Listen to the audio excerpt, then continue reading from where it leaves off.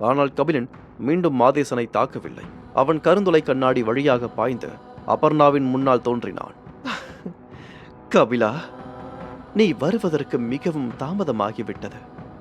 காட்டேரி குலத்தின் 63 பதும மக்களை கொல்ல நான் ஏற்கனவே 63 மொராசிய மகாயுக துறவிகளை அனுப்பிவிட்டேன். உன் காட்டேரியின மக்கள் இரக்கமின்றி கொல்லப்படுவார்கள் என்று அபர்ணா சிரித்தாள்.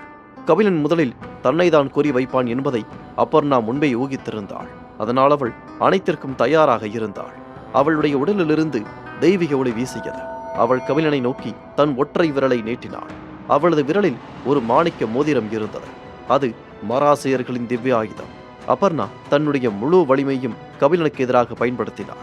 அந்த மோதிர தாக்குதல் அவயுக சாம்ராஜ்யத்தின் உயர்மட்ட புனித நுட்பமாகும். அதிலிருந்து தொடுக்கப்பட்ட தாக்குதல் வேகமாகவும் மெதுவாகவும் மாறி மாறி பாய்ந்த கணிக்க முடியாத நேரத்தில் தாக்கக்கூடியது. பாம்பு போல சேரி பாய்ந்த அந்த தாக்குதல் கபிலனை நோக்கி வந்து கொண்டு இருந்தது. கபிலனிடம் சத்தியதேவ இதயம் இருந்தும் அவனால் அதன் பாதையை கண்டறிய முடியவில்லை. அவன் அதிர்ச்சி அடைந்தான். அபர்ணாவிடம் இவ்வளவு தனித்துவமான நுட்பம் இருக்கிறதா? இந்த தாக்குதலிலிருந்து உமாபதி அல்லது மாதேசன் போன்ற வீரர்களால் கூட தப்பிக்க முடியாத போல இருக்கிறதே என்று கபிலன் நினைத்தான். கபிலனின் உடலிலிருந்து ஆயிரக்கணக்கான நட்சத்திர புள்ளிகள் வெளிப்பட்டு சத்தியதேவ சட்டகத்தை உருவாக்கியது. பின்னர் சத்தியதேவ ஒளி நட்சத்திர ஒளி போல அபர்ணாவின் மீது வீசியது. அந்த ஒளியில் அபர்ணாவின் விரலிலிருந்து பாய்ந்து வந்த தாக்குதலின் பாதையை கபிலன் தெளிவாக கண்டுபிடித்தான். இப்போது கபிலன் பரிமாண சக்தியை பயன்படுத்தி அபர்ணாவோடு விளையாட ஆரம்பித்தான். முன்னர் தெளிவாக தெரிந்த கபிலன் இப்போது அபர்ணாவின் கண்களுக்கு மாறி மாறி தெரிந்தான்.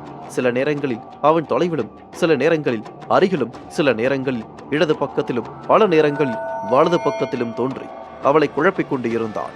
அதைக் கண்டு தலையை பிடித்துக் கொண்டு திகைத்து நின்றாள் அபர்ணா. அந்த நொடி எங்கிருந்தோ வந்த கருந்தாமரை சக்கரம் அவளது விரலில் மோதியது. அதே சமயம் கபிலனின் உள்ளங்கை அவளுடைய மார்பில் பலமாக தாக்கியது. அவனுடைய உள்ளங்கையிலிருந்து 10 ஸ்வஸ்திக முத்திரைகள் வெளியேறின. அது அவளை மாறி மாறி தாக்கியது. அபர்ணா வலியால் அலறி துடித்தாள். அவள் 100 மைல்களுக்கு அப்பால் தூக்கி வீசப்பட்டாள். ஒரு பாறையில் மோதி தரையில் சரிந்த அபர்ணா மெதுவாக எழுந்தாள். தூரத்தில் நின்று கொண்டிருந்த கபிலனை பார்த்தாள். அசாத்தியம்! என்னுடைய மாய விரல் தாக்குதலை அவனால் எப்படி இவ்வளவு எளிதாக உடைக்க முடிந்தது? அது திவ்யாயுதத்தின் சக்தியோடு இணைந்ததாயிற்றே. ஒரு திவ்யாயுதத்தை எதிர்க்கும் அளவிற்கு அவன் வலிமையானவனா என்று அவள் வியந்தாள். அபர்ணாவின் தெய்வீக எலும்புகளில் இருந்த நித்தியதேவ முத்திரைகள் பிரகாசமாக ஒளிர்ந்தன.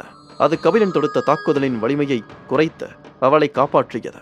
அபர்ணாவுக்கு அவன்ஸ்தர் குலத்தின் தாய் கிரகத்தில் இருந்த அந்த பொன்னான வாய்ப்பு கிடைக்கவில்லை என்றாலும் அவளுக்கு சில அதிர்ஷ்டங்கள் இருந்தன. தன் எலும்புகளில் இருந்த நித்தியயுக குறியீடுகளை வானவேட்டை திருவிழாவிற்கு வந்த பிறகு அவள் சிறப்பாக புரிந்து கொண்டிருந்தாள். அது அவளை மேலும் மேலும்